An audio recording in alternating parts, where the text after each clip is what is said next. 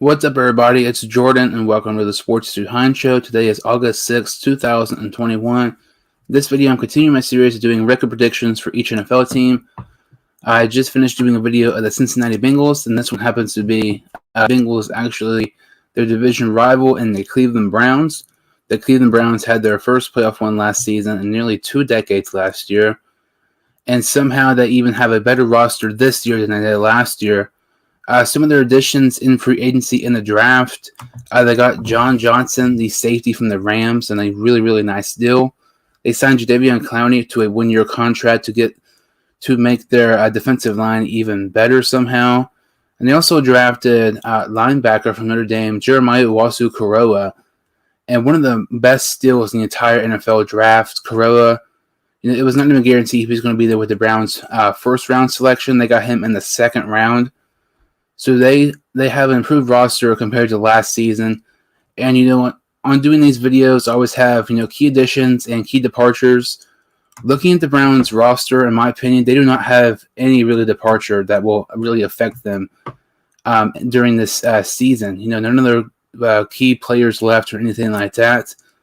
I definitely feel like the Browns are one of the best teams in the NFL right now, and it's not even close. They're at least a top 5 team. Roster-wise, you can make a case they have the best roster in the entire NFL. So let's go ahead and get started with this Browns season record video. So, week 1, they go to Kansas City to take on the Chiefs. I had them losing this game, but this is actually kind of a toss-up, coin flip. I would not be surprised at all if the Browns would end up winning this game. I do have them losing, though, because I feel like this game was in Cleveland. I would feel much more confident in the Browns getting the win here. But this being an Arrowhead, it's a very difficult place to play. And the Chiefs, they're a very difficult team to beat. I have them losing here to start the season 0-1. But, looking at this, some of their games here, they're not going to have many losses, in my opinion.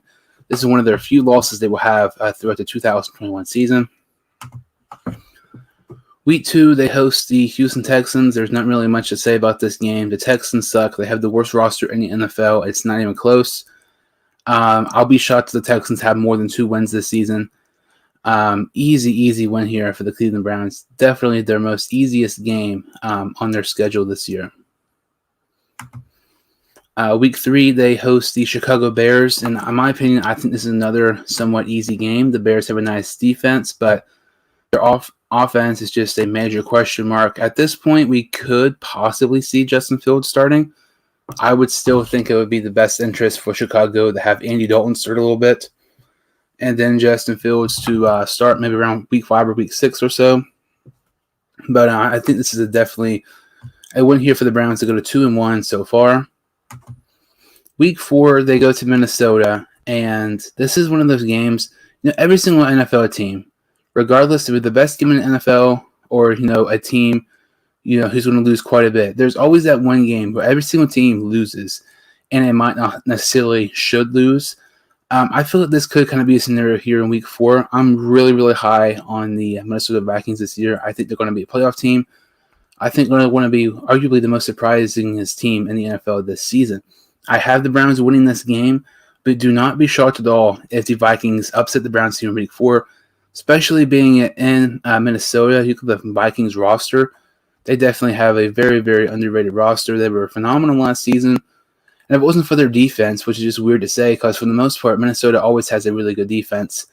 If it wasn't for their defense, they definitely were a playoff team last year. They have a better roster than they did last year. I have the Browns winning, but don't be surprised if they maybe do get a loss here in week 4. Week 5, I'm really interested in this one. They go to LA to take on the Chargers and Justin Herbert. I had the Browns winning here, but we can maybe see an upset game here as well. Herbert was the best rookie quarterback stat-wise pretty much we've ever seen last year with a horrendous offensive line. The Chargers had a worse offensive line than the Bengals. That tells you anything how bad it was. They had added some great offensive linemen like Rashawn Slater and Corey Linsley. They get Austin Eckler back from an injury. And I really think the Chargers will be really good this season. Maybe we can get this game to me will be very, very close here in week 5, but I have Cleveland pulling out the victory. Week 6, they take on the Arizona Cardinals in Cleveland. And looking at the Arizona Cardinals, you think they might be one of the more underrated teams in the NFL. The more you look at their schedule and the more you look at their roster, they're actually one of the more overrated teams, in my opinion, because I feel like so many people have them being underrated. It's to the point they're overrated. They have Kyler Murray, they have some nice wide receivers like Hopkins and some other guys, but I really feel like J.J. Watt signing and the A.J. Green signing have been blown out of proportion quite a bit. These guys are not what they used to be. J.J. Watt has only had one season where he's had 10-plus sacks since 2016. That's the same way with A.J. Green. He's only had one year. He's had 1,000 receiving yards since 2016 as well. This was 2015 or something like that. That would be completely different. But these guys are, both of these guys were drafted in 2011, and they're getting towards the end of their career. I have the Browns winning this one in Week 5 to improve their record to 5. Having them win here in Week 6 to improving them to 5-1 on the year. Week 7, they host the Denver Broncos. If the Broncos can just figure out the quarterback situation, I think they can be a nice team. But until then, it's kind of hard. Until then, it's going to be hard for me to have Denver having an upset victory here in Cleveland, which I do not have having. With this win, the Browns go to 6-1 on the year. Week 8, they host the Pittsburgh Steelers. Very interested in this one. I don't think the Steelers wouldn't be nearly as good as what people think. I think Pittsburgh will be last in the AFC North. This game will be close because, this past couple of seasons, Cleveland and Pittsburgh have always been close for the most part, aside from that playoff game last year. But I still think Cleveland will pull out the victory here to go to 7-1 on the season. So really, really good so far for Cleveland. The first 8 games, they're already 7-1. They continue that winning streak here when they go to Cincinnati to take on the Bengals. Like I was saying in that Bengals video I just recently did, these games have been very close the past couple of seasons, but the Bengals have just been unable to pull out some wins. I think these games will be close, but it's too hard for me to bet against the Browns here because they have a way better coaching staff, they have a way better roster. They have players who have, played longer, way more veteran players compared to the Bengals. I have the Browns beating the Bengals here in Week 9 to improve their record to 8-1. Week 10, I definitely think this is one of those situations where, I have the Browns winning, but I could definitely see an upset loss here. They head to New England to take on the Patriots. The Patriots have a completely different roster than they had just a year ago.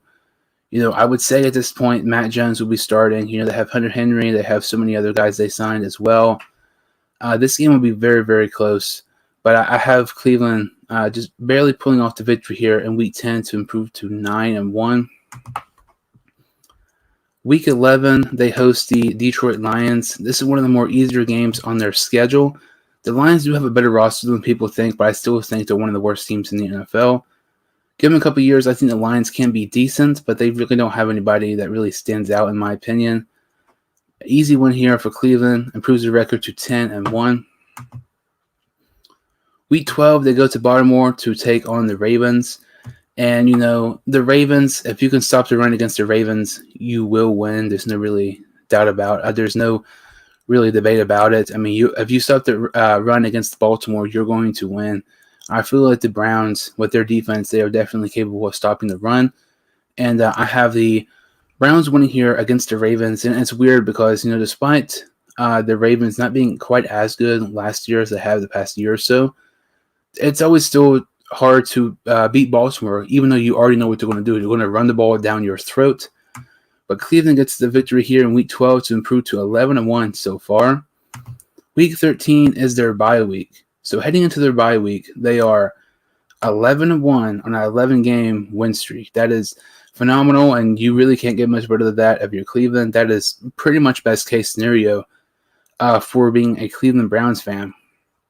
So I mentioned, their last game before the bye week was against the Ravens, and their first game after the bye week is against the Ravens as well. This one is at home, and I have the Browns losing this game. To me, I feel like the Browns will definitely beat the Ravens once, but the Ravens are one of those teams, they're always going to be very competitive. Those games are always close with the, Browns, Steelers, Browns, Ravens, and even Browns, Bengals. All these games, it seems like the past couple of seasons, they're always very, very close games. I had the Browns losing this game to drop their record to 11-2. Week 15, they host Las Vegas Raiders. The Raiders are the definition of mediocre. They have Carr, who, in my opinion, he's a little bit underrated. But you look at their draft. They drafted Alex Leatherwood, which is another major reach for Gruden and Mike Mayock. They had a phenomenal draft pick in round 2, in my opinion, one of the better ones in the draft, and Trevon Moehrig, the safety from TCU. But to me, I just do not see the Raiders contending with the Browns here in Week 15. The Browns improved their record to 12-2 on the season. Week 16, they go to Green Bay to take on the Packers. I had them losing this game. I feel like the Browns definitely have a better roster than the Packers, but I feel like this is one of those games they might not necessarily should lose, but they do end up losing. It's really hard to go against a quarterback like Aaron Rodgers, and I feel like the Packers won't be as good this season, but I do see them maybe pulling an upset victory here against the Cleveland Browns to drop Cleveland's record to 12-3. Week 17, they go to Pittsburgh to take on the Steelers. I have them winning this game here. I actually have them sweeping the Steelers this season. I definitely think that's possible, and I would be surprised if they don't sweep the Steelers, honestly. Especially, towards the end of the season, I feel like the Steelers are not going to be in playoff contention at all, so they might, be losing to get a draft pick or something like that. But the Browns, with the win here, go to 13-3. In their final game of the season, they host the Cincinnati Bengals, and I actually had them losing here because I personally believe the Browns are more than likely going to be the best team in the AFC. And with that, I feel like Cleveland will probably be resting their starters the final week of the season, like Mayfield, Nick Chubb, Beckham, Landry, all those guys. They'll be resting them to prepare for the playoffs, not taking a chance of them getting hurt in the regular season. And that means I have the Bengals getting a victory here the final week of the year against the Cleveland Browns. So the Browns' record is 13-4 in the regular season. Honestly, I think it can be better. It could be worse. Honestly, I feel like the Browns definitely have the best roster in the AFC. It's not even debatable. You can make a case it's the best in the NFL, but I feel like the Browns are the team to beat in the AFC. My ceiling for the Browns this season are 15-2. I know I had them being 13-4, but I still think there is maybe a game or two where they can not get upset and pull off the victory. My floor for them is 10-7. And my reason for that is, you look at the Browns, my only issue with Cleveland is Baker Mayfield. I feel like he's a game manager. He's not going to, carry a team on his back.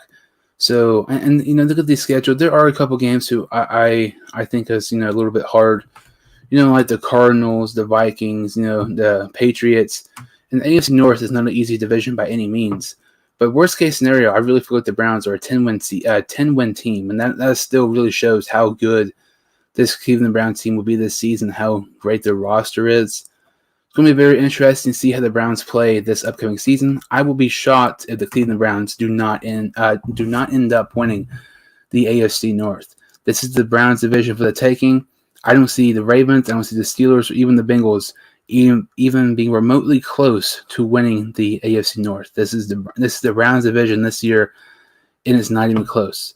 So thank you all so much for watching. Make sure to like this video and subscribe to the channel. I greatly appreciate it, and I'll see you all next time on a Sports 2 Hines show.